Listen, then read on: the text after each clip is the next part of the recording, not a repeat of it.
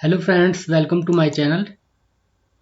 और दोस्तों, आज हम बात करेंगे, ये एक ब्रिज रेक्टिफायर है और इसका जो ये कैपेसिटर है, इलेक्ट्रोलाइट कैपेसिटर होता है, इसकी वैल्यू हम कैसे कैलकुलेट करते हैं। तो जैसे कि ये सर्किट आप देख रहे हो, ये एसी सप्लाई है और ये इसकी डीसी आउट, ये आपकी आउटपुट होगी, ये आपकी इनपुट होगी। तो आप देख रहे हो जैसे कि ये एक ट्रांसफार्मर का सिंबल है और ये 230 वोल्ट पे हमें 12 वोल्ट 12 वोल्ट प्रोवाइड करेगा। और ये +10% और -20% क्या है, ये जो है इसका वेरिएशन हो सकता है। इतना -20% जो लो हो सकता है, यानी कि 230 वोल्ट से लो जा सकती है, और +10% जो इसका हाई हो सकता है, यानी कि 230 वोल्ट से 10 प्लस हाई जा सकती है। वो आपकी पावर लाइन में वो इतना वेरिएशन हो सकता है। तो इसके बेस पे ही हम इसकी कैपेसिटर की जो वोल्टेज और इसकी वैल्यू हम कैलकुलेट करेंगे। तो पहले मैं थोड़ा सा मेंशन कर दूं, ये हमारा 12 वोल्ट यहाँ पर आउटपुट आएगा एसी। जो ट्रांसफार्मर होता है वो हमेशा एसी को एसी में ही कन्वर्ट करता है, लेकिन अप डाउन या इक्वल में कन्वर्ट करता है। ठीक है, तो ये हमारा स्टेप डाउन ट्रांसफार्मर है, क्योंकि ये 230 वोल्ट को 12 वोल्ट में कन्वर्ट कर रहा है। अब हमने इसके सामने एक ब्रिज रेक्टिफायर लगाया है, जिसमें 4 डायोड, सिंपल डायोड आप देख रहे हो, 0.7 वोल्ट इनकी ड्रॉप वोल्टेज है। तो ये ब्रिज रेक्टिफायर हो गया। फिर ये इलेक्ट्रोलाइट कैपेसिटर हो गया, जो कि हमारा फिल्टर का काम करता है और स्टोरेज का काम भी करता है। ये मोस्टली लो फ्रिक्वेंसी को ये ग्राउंड करता है या लो इम्पिडेंस पाथ प्रोवाइड करता है। और ये जो कैपेसिटर है, ये लो वैल्यू का कैपेसिटर होता है, जैसे कि सिरेमिक कैपेसिटर 0.1 माइक्रोफैराड या 100 माइक्रोफैराड या 10 माइक्रोफैराड होता है, या पीएफ में भी हम लगा सकते हैं। वो मोस्टली इसमें तो ये आप 1 नैनोफैराड या 10 नैनोफैराड 100 नैनोफैराड यहाँ यूज कर सकते हैं। ये है 7805, जो एक रेगुलेटर है, और ये 5 वोल्ट इसकी आउटपुट होगी। और इसकी मिनिमम जो इनपुट वोल्टेज होनी चाहिए वो 7 वोल्ट होनी चाहिए। अगर 7 वोल्ट इसकी नहीं है, मिनिमम वोल्टेज का 7 वोल्ट से कम होती है, तो इसकी आउटपुट डिस्टर्ब हो सकती है। ये 5 वोल्ट से कम आउटपुट दे सकता है। और मैक्सिमम 7 वोल्ट से आप 2030 जो इसकी डेटा शीट में लिखा होता है, वहाँ तक आप जा सकते हो, लेकिन इसकी जो आउटपुट वोल्टेज है वो वेरी नहीं होती, वो 5 वोल्ट ही रहेगी। थोड़ा सा मिली वोल्ट में वेरी हो सकती है, 1 मिली वोल्ट या 2 मिली वोल्ट। और ये फिर आउटपुट कैपेसिटर है, सेम। आप सेम भी लगा सकते हो या कम ज़्यादा थोड़ा वैल्यू का लगा सकते हो। ज़्यादा वैल्यू जो होती है इसकी होती है। और ये सिरेमिक कैपेसिटर है, और ये आउटपुट आपकी यहाँ से लोड लगा लो, आप यहाँ से कोई भी सर्किट वगैरह चला सकते हो। तो सबसे पहले हम बात करते हैं, मान लीजिए ये अगर 230 वोल्ट है तो यहाँ पर 12 वोल्ट आएगा, लेकिन हम मान लेते हैं यहाँ पर -20%, यानी कि 20% कम वोल्टेज आ रही है। तो जब यहाँ पर 20% कम होगी तो यहाँ पर भी इतना ही इफेक्ट पड़ेगा परसेंटेज में, यहाँ पर भी 20% कम होगी वोल्टेज। ओके, तो 12 वोल्ट का जो 20% हम निकालेंगे तो 2.4 वोल्ट आएगा। तो 2.4 वोल्ट को जब हम 12 वोल्ट से माइनस करेंगे तो 9.6 वोल्ट यहाँ पर आएगा, यहाँ पर। ठीक है, अब ये जो 9.6 वोल्ट है, ये हमारी क्या है, ये है आरएमएस वैल्यू है, आरएमएस वैल्यू। अब हमें मैक्सिमम वैल्यू चाहिए, हमेशा मैक्सिमम वैल्यू कंसीडर की जाती है रेक्टिफायर में। तो मैक्सिमम वैल्यू जब हम इसको, ये आरएमएस वैल्यू हमें पता है, मल्टीमीटर से जब मेजर करेंगे तो इसकी जो मैक्सिमम वैल्यू हम गेन करने के लिए 9.6 जो है उसको √2 से, या √2 की जो वैल्यू होती है 1.414 से मल्टीप्लाई करते हैं। तो जब हमने इसको मल्टीप्लाई करते हैं, ये आ गया 13.6। ये हमेशा होता है, फुल वेव रेक्टिफायर हो या ब्रिज वेव रेक्टिफायर हो, या और कहीं भी हम इसको कंसीडर करते हैं। लेकिन आपकी जो घर में आती है और जब उसको आप मल्टीमीटर से मेजर करते हैं तो वो 230 वोल्ट होती है आरएमएस वोल्टेज। लेकिन अगर आप उसको मैक्सिमम वोल्ट में कन्वर्ट करोगे तो उसको √2 से उसको मल्टीप्लाई कर दो, या इस वैल्यू से मल्टीप्लाई कर दो। तो जब हमें ये वोल्टेज यहाँ पर मिल गई 13.6 वोल्ट, ये मैक्सिमम वोल्टेज है यहाँ पर मिल गई हमें। ठीक है, अब क्या होगा, अब जो ये वोल्टेज है यहाँ पर जो जाएगी ये इन दो डायोड से होके जाएगी, ये दो डायोड इसमें सीरीज में आ जाएंगे। तो ये 0.7 वोल्ट और 0.7 वोल्ट इनकी वोल्टेज ड्रॉप होती है। अब आप ये मत सोचना कि एसी है, एसी पे कम ज़्यादा वोल्टेज ड्रॉप होती है, ऐसा कुछ नहीं है। डीसी पे भी वोल्टेज ड्रॉप उतनी होगी और एसी पे भी वोल्टेज ड्रॉप 7 ही होगी। तो ये दोनों डायोड पॉजिटिव साइकिल के लिए सीरीज में आएंगे और ये दोनों नेगेटिव साइकिल के लिए। तो पॉजिटिव साइकिल की अगर हम बात करें एक साइकिल की, तो ये वोल्टेज, इस वोल्टेज को ये वोल्टेज माइनस करके 0.7 प्लस 0.7 वोल्ट यानी कि 1.4 वोल्ट, इससे माइनस करके यहाँ पर जो वोल्टेज मिलेगी वो एक्चुअल वोल्टेज मिलेगी हमें, जैसे कि हमने यहाँ पर किया हुआ है। ये डायोड का ड्रॉप हमने यहाँ से माइनस किया हुआ है, तो कितनी वोल्टेज मिली हमें 12.2 वोल्ट। तो यहाँ पर जो एग्जैक्ट वोल्टेज मिलेगी हमें डीसी में कन्वर्ट होकर 12.2 वोल्ट मिलेगी। ठीक है, तो अब हम देखते हैं, हमें इसकी वैल्यू निकालनी है, इस कैपेसिटर की वैल्यू निकालनी है। इसका इतना कुछ नहीं होता, इसको आप ऐसी अंदाज से या आप ट्यूनिंग करके लगा सकते हो सिरेमिक कैपेसिटर। तो आप जब इसकी डेटा शीट देखोगे तो इसमें आप देखोगे कि इसका मिनिमम वोल्टेज जो है 7 वोल्ट तक जा सकता है, इससे अगर नीचे जाएगा तो ये डिस्टर्ब हो जाएगा। तो हम क्या करते हैं, जो कैपेसिटर की वैल्यू निकालने का, तो हम क्या करते हैं, जो कैपेसिटर की वैल्यू निकालने का फॉर्मूला होता है वो होता है C equal I T by V. इसमें I क्या होता है, जितने डिजाइन के लिए, जितनी एम्पियर के लिए हम डिजाइन कर रहे हैं। यहाँ पर हम 1 एम्पियर के लिए डिजाइन कर रहे हैं तो यहाँ पर हम 1 एम्पियर रख सकते हैं।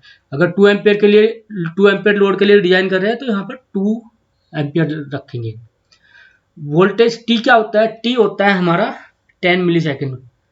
ओके, इसको हम 10 मिली सेकेंड लेते हैं ब्रिज रेक्टिफायर में, T इक्वल। और वोल्टेज क्या होता है, वोल्टेज जो होता है, मान लीजिए ये आपकी 12 वोल्ट है। ठीक है, इस पे तो अच्छा काम करेगा जब यहाँ पर 12.2 वोल्ट आएगी, 12.2 वोल्ट।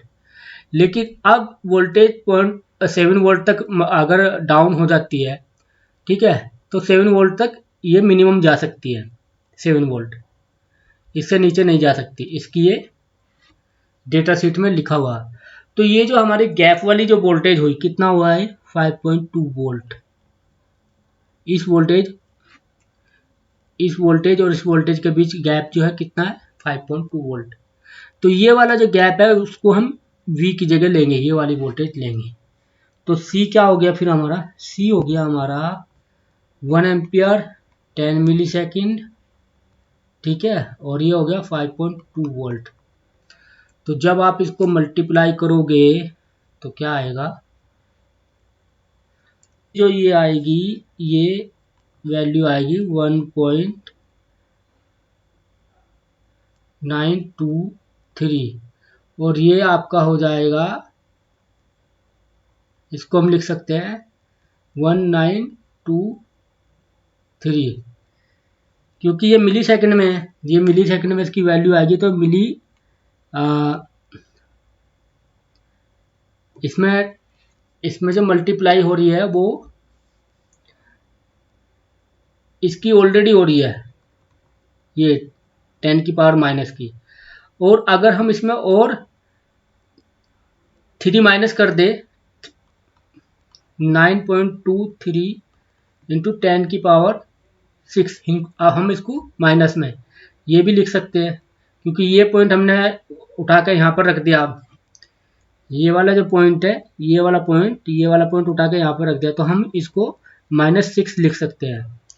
तो ये जो कैपेसिटर की वैल्यू आ गई, आप इसको लिख सकते हो कि 1923 माइक्रोफैरड, ये इसकी एक्चुअल वैल्यू आ गई कैलकुलेशन से। लेकिन ये इसकी एक्चुअल वैल्यू नहीं होती, हमें जो है वो 50% मार्जिन लेके चलना होता है। तो 50% अगर हम मार्जिन लेंगे तो क्या होगा इसका, 50% मोर इसमें ऐड करेंगे। तो 50% अगर मोर ऐड करते हैं तो ये लगभग 2000 है, तो उसको अगर 1000 इसमें और का ऐड करेंगे तो 3000 हो जाएगा। लेकिन 3000 का आपको मार्केट में कैपेसिटर नहीं मिलता इलेक्ट्रोलाइट का। उसकी जो वैल्यू होती है वो 2200 माइक्रोफैराड की होती है या 3300 माइक्रोफैराड की होती है। तो आप इसको 3300 माइक्रोफैराड सिलेक्ट कर सकते हो। ठीक है, कम का नहीं करना, आपका ज़्यादा, आप ज़्यादा का कर सकते हो। तो 50% तो हमारा मार्जिन आ गया, 3000 माइक्रोफैराड आया लगभग। अब 3000 माइक्रोफैराड में क्या है, उसकी वैल्यू मार्केट में नहीं है। 3000 से ऊपर जो भी वैल्यू है आप उसको ले सकते हो, जैसे कि 3300 माइक्रोफैराड का अवेलेबल होता है, तो आप यहाँ पर 3300 माइक्रोफैराड ले सकते हो। कैपेसिटर की वैल्यू आप ज़्यादा ले सकते हो, उसमें कोई दिक्कत नहीं है। ठीक है, तो ये कैपेसिटर की वैल्यू निकल के आ गई। मिनिमम वोल्टेज पे हम इसको निकालते हैं। यहाँ पर मिनिमम -20% पे, यहाँ पर -20% करा, तो उस बेस पे हम करंट और 10 मिली सेकेंड, ये हमेशा 10 मिली सेकेंड रहेगा, ये आपका वेरिएबल रहेगा। ठीक है, 2 एम्पियर 3 एम्पियर जो भी है, जिसका भी निकालना चाहते हो। और ये वोल्टेज अगर आप यहाँ पर 18 वोल्ट लेते हो तो यहाँ पर 18 वोल्ट का के अकॉर्डिंग यहाँ पर वोल्टेज ज़्यादा होगी, फिर आप उसको माइनस करोगे ये वोल्टेज, और फिर उसका जो भी गैप आएगा वो आप यहाँ पर रखोगे। अब बात करते हैं इसके वोल्टेज की। भाई इसकी वैल्यू, कैपेसिटर की वैल्यू तो हमारी निकल आई, लेकिन अब इसकी वोल्टेज भी होती है। वोल्टेज कितनी रखनी है हमें? ठीक है, तो वोल्टेज आप रख सकते हो, जितनी मैक्सिमम वोल्टेज यहाँ पर आएगी उससे आप 50% 30% ज़्यादा का सिलेक्ट कर सकते हो। तो ज़्यादा वोल्टेज कब आएगी? जब इसका 10% मैक्सिमम जाएगा। ठीक है, जब इसका 10% मैक्सिमम जाएगा तो इसका भी 10% मैक्सिमम जाएगा। ठीक है, तो इसका 10% मैक्सिमम कितना होता है? 12% का। आप अगर 12% का 10% निकालोगे इंटू 10% निकालोगे तो ये होगा आपका 13.2%। ओके, और 13.2% में आप अगर, फिर इन डायोड का भी ड्रॉप होता है। ठीक है, पहले इसकी मैक्सिमम वैल्यू निकालेंगे हम। पहले हम इसकी मैक्सिमम वैल्यू निकालेंगे। ये हमारी आरएमएस वैल्यू है, 1.414 से मल्टीप्लाई किया तो 18.66 इसकी वैल्यू आएगी। ठीक है, अब हमें 18.6 मिलेगा मैक्सिमम यहाँ पर। ठीक है, वोल्टेज 10% ज़्यादा की कंडीशन में 18.66%।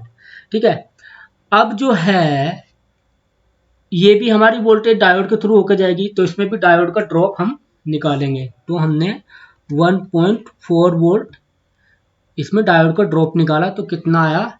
ये आप 17.26।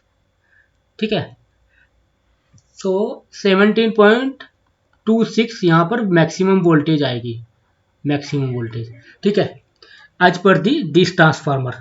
ठीक है, तो अब हम क्या कर सकते हैं, 17.26 तो एक्चुअल वैल्यू आएगी हमारी मैक्सिमम, लेकिन हम 20 ले या 30 जो भी है 30-40% इससे ज़्यादा रखते हैं। तो इसका 30-40% या 50% ज़्यादा वोल्टेज लेते हैं, तो इसका 50% अगर हम निकालेंगे तो इसका 8-9 आएगा। तो 8-9 हम ऐड करेंगे इसमें वोल्टेज, तो कितना आएगा? वो आ जाएगा आपका 30%। अगर 8-9 हम मान लेते हैं, मान लो आप 8 वोल्ट मान लो, तो ये इसका आ जाएगा 8 वोल्ट इसमें ऐड करेंगे तो 25 वोल्ट। तो ये वैल्यू इसकी वोल्टेज की निकल के आ गई। तो आप क्या कर सकते हो, ये कैपेसिटर की वैल्यू जो है 3300 माइक्रोफैराड और 25 वोल्ट में ले सकते हो। जैसे कि ये होते हैं ना, 25 वोल्ट में होते हैं, 16 वोल्ट में होते हैं, 10 वोल्ट में होते हैं, 100 वोल्ट में, 50 वोल्ट में। तो अब हम ज़्यादा का भी सिलेक्ट कर सकते हैं, 50 वोल्ट का भी कर सकते हैं, 100 वोल्ट का भी कर सकते हैं, कोई दिक्कत नहीं है। पर उसकी कॉस्ट बढ़ जाएगी, आपकी कॉस्ट बढ़ जाएगी। तो हमें मिनिमम एक्चुअल वैल्यू जो निकाल के जो हम निकालेंगे वो 25 वोल्टेज जो हमारे लिए सफिशियंट है।